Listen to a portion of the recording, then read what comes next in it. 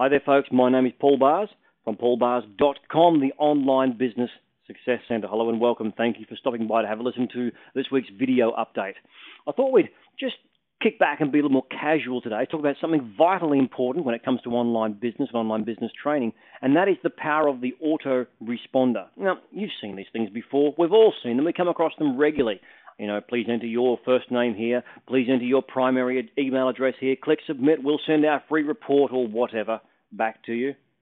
Now, that, of course, responds automatically to your request, your details that you've put in, which is where the term autoresponder comes from.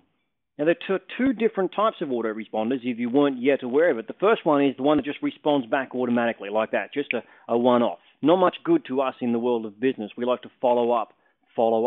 And that's where the second kind of autoresponder comes in, which, of course, is called the sequential autoresponder. Gives us the opportunity for 1, 2, 3, 4, 5, 10, 15, 100, however many follow-ups that we should need to fulfill the purpose of answering the request, the response in the subscription form.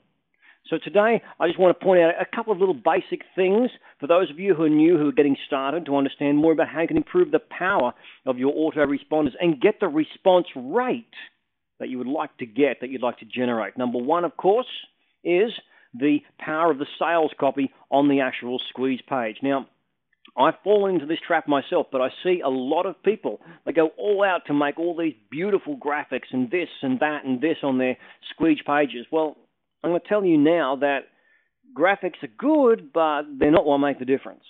What makes the difference is the compelling offer, the copy, the sales copy that you sell the offer to your potential subscriber. We call them a squeeze page. I don't like that term. I prefer a term that was generated many, many years earlier called the shy yes page. I think it was Alex Mandossian who first came up with that one. Very simply, we're asking them to say yes to something in exchange for, well, it's not going to cost them anything. It's just their name and their email address.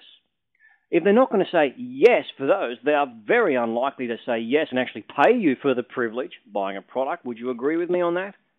So this shy yes page is important. The graphics, not so much, but the copy, the sales copy that sells the offer of the autoresponder to the potential customer. That's step number one, vitally important. Number two, what do we then have to do? We have to fulfill the offer. Vitally important. And again, we really want to use some wisdom here, but some sales copy with that wisdom combined to generate a perfect result. What we're looking to do, number one, is fulfill the offer. Two is to build further desire and create a further need for more. And then, of course, three is get them to come back. And this is where the power of the autoresponder comes in. Now, you may or may not have heard this before, but there's a principle which is underlying in all areas of business, not just online, not just in the world of autoresponders, and that is, of course, the power of the follow-up. It has been said time and time and time again that it takes on average at least 7 follow-ups to be able to grab a new customer and bring them back. Well, to grab a prospect and bring them back on average. Now, of course, not everyone comes back. Many will come back after the first time, but this is where the average is.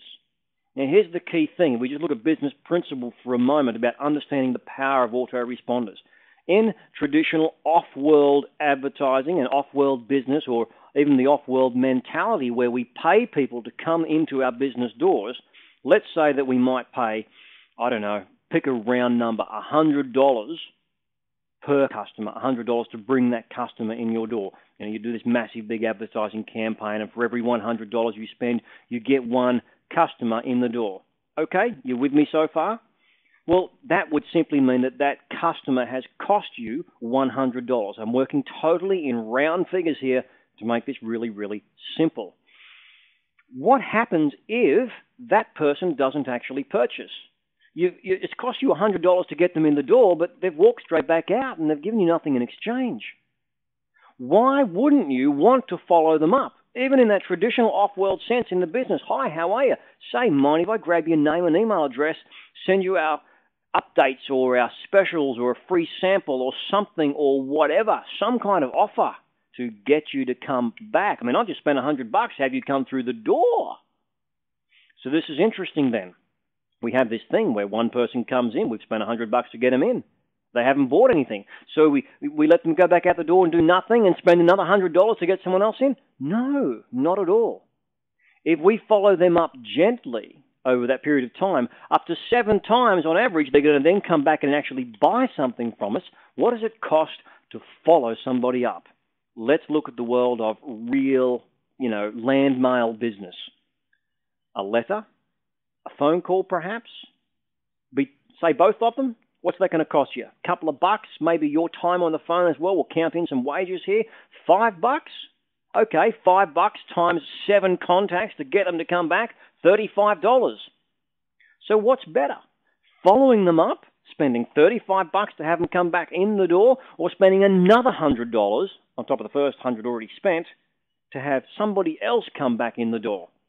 Of course, it makes far greater sense to follow them up, because follow-up marketing is much more cost-effective than cold call, lead generation, bring them in marketing. Whether you want to talk about, cost per acquisition kind of marketing, cost per click, your CPCs and CPA business, it doesn't matter what you're talking about. It is cheaper. It is more effective to bring people back once they've already touched base than it is to go out and find someone cold and bring them in.